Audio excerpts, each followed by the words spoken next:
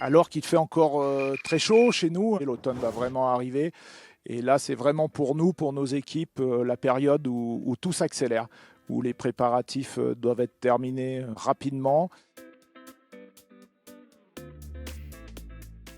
On va parler un petit peu de la préparation, nos équipes font actuellement pour préparer la saison d'hiver, faire un petit point sur les perspectives pour cette saison d'hiver, sachant que nous avons commencé à vendre les forfaits mi-juin, et puis le taux d'occupation et puis de l'accessibilité jusqu'à chez nous compte tenu des éboulements qu'il y a eu dernièrement.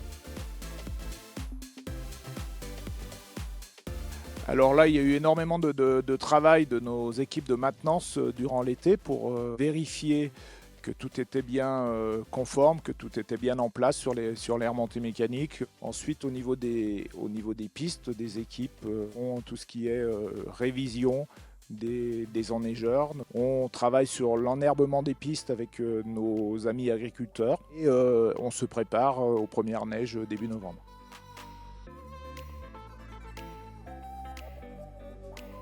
Alors il y a eu effectivement un gros éboulement qui a endommagé partiellement la route et la voie de chemin de fer. On a été relativement inquiet au tout début.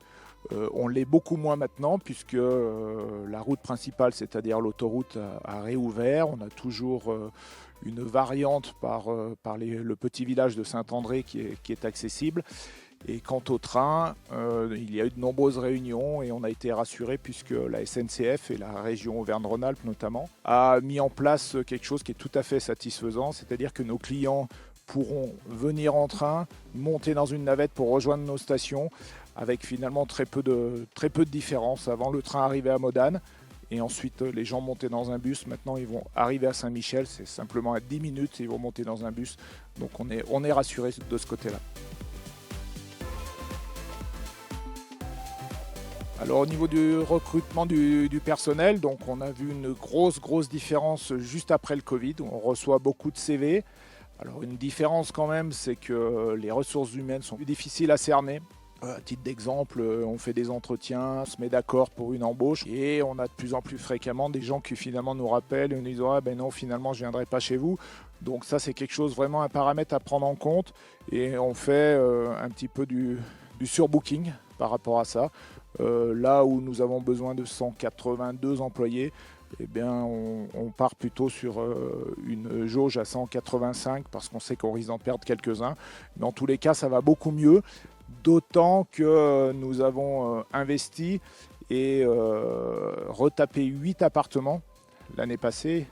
Et ça nous fait beaucoup de bien parce que ça nous permet d'aider nos employés à trouver des appartements qui sont neufs et qui sont à disposition.